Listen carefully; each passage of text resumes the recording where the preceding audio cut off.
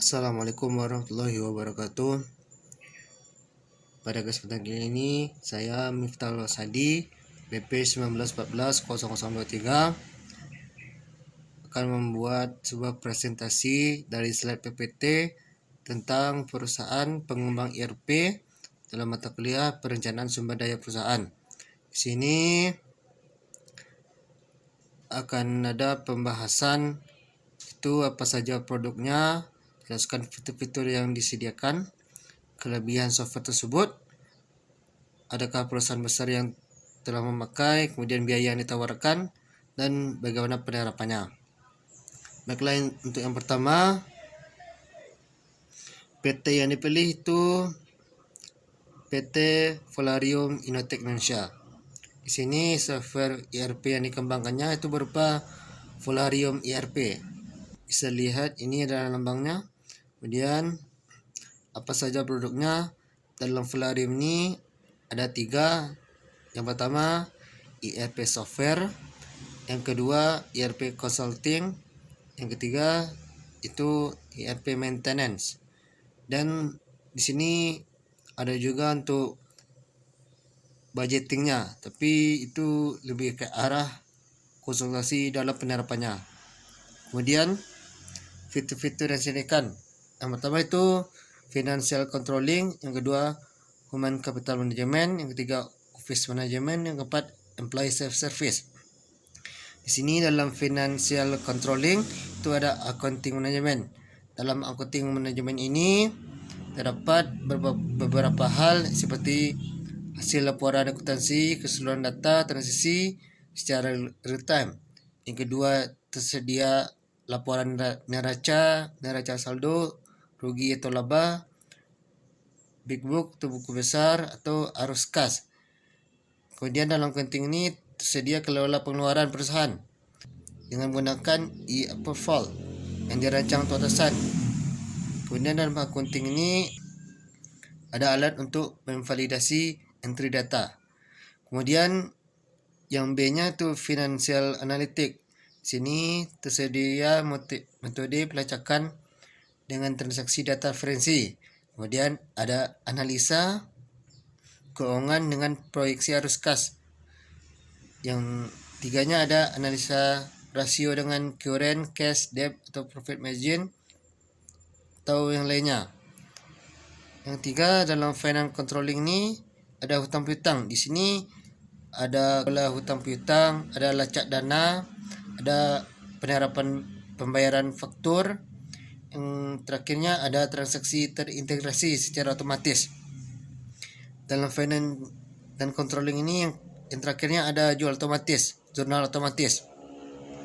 Di sini jurnal otomatis ini mudah digunakan oleh junior atau ahli akuntansi, mendukung jurnal otomatis dengan pengajuan anggaran, kemudian sesuai kode akun berdasarkan kebutuhan, dan kode arus dana dengan integrasikan modul lain pada entry jurnal.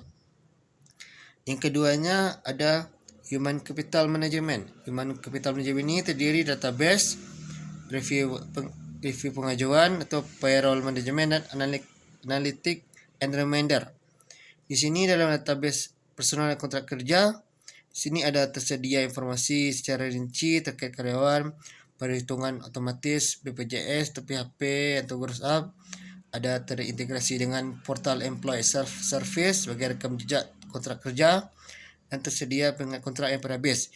Yang keduanya, yang B-nya ada review pengajuan atau e-approval. Di sini mendukung full kebutuhan integrasi dengan modul human resource. Kemudian ada mendukung otorisasi approve via divisi, dan tersedia notifikasi bagi pengguna yang mengajukan. Dalam human capital yang C-nya ada payroll management. Payroll management ini perhitungan otomatis PPh 21, BPJS atau pinjaman atau dan lembur. Kemudian lebih mudah melakukan pengajuan, terintegrasi dengan modul finance, accounting serta jurnal otomatis, dan mendeteksi kontrak karyawan terduplikasi. Yang terakhirnya dalam human capital ini ada analytic and reminder. Di sini tersedia analisa statistik usia, pendidikan, kampus, kemahiran, posisi dan lainnya. Kemudian tersedia notifikasi kontrak kerja karyawan yang habis, ulang tahun karyawan serta kehadiran harian secara real time.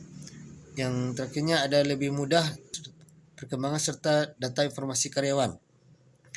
Yang ketiga itu ada office management. Dalam office management ini ada manajemen aset dan review pengajuan atau EFFL. Di sini dalam manajemen aset lebih mudah melakukan inventaris, pelacakan persediaan perlengkapan secara real time, terdapat integrasi dengan fasilitas untuk karyawan. Selain itu ada dokumen dengan riwayat asuransi aset. Dalam EFFL-nya, EFFL pengadaan barang yang dapat terintegrasi langsung dengan inventaris sehingga meminimalisir duplikasi interdata. Kemudian approval pemakaian kendaraan terintegrasi dengan drive internal. Kemudian approval penyiapan aset dan seluruh status pengajuan telah diproses notifikasi ke pengajuan. Yang keempatnya ada employee self-service. Dalam employee self-service ini terbagi dalam fasilitas personal dan presensi kehadiran. Dalam fasilitas personal ni dilengkapi dengan riwayat kontak kerja, payroll, surat peringatan, pelatihan, kehadiran, rekam medis dan lainnya. Yang keduanya, karyawan dapat mengajukan izin cuti, pinjaman karyawan, penguatan serta pengunduran diri. Yang terakhirnya, seluruh data riwayat dan pengajuan terintegrasi secara real time dengan modul personal lainnya. Terakhir, presensi kehadiran itu presensi lebih mudah dengan online, dengan laptop. Kemudian terintegrasi dengan pengajuan izin pulang lebih cepat atau meninggalkan kantor sejam kerja. Yang terakhirnya, selain e-princess, dilengkapi dengan tag foto dan geolocation untuk mengetahui lokasi karyawan. Kemudian kelebihan software tersebut. Yang pertama, efisiensi, minimalisir proses berulang dan menimbulkan proses bisnis alur kerja. Yang kedua, forecasting, kemampuan dalam membuat perkiraan yang lebih akurat dan realistis. Yang ketiga, competition, membantu dalam menghadapi persaingan pasar yang serba cepat. Yang keempat, kolaborasi, mendorong kolaborasi antara departemen dalam mempercepat proses. Yang kelima, scalability, mendukung pertumbuhan perusahaan dalam memfasilitas tingkat kebutuhan. Yang keenam, cost saving. Cost saving sini mengurangi kebanyakan biaya administrasi dan personal secara signifikan.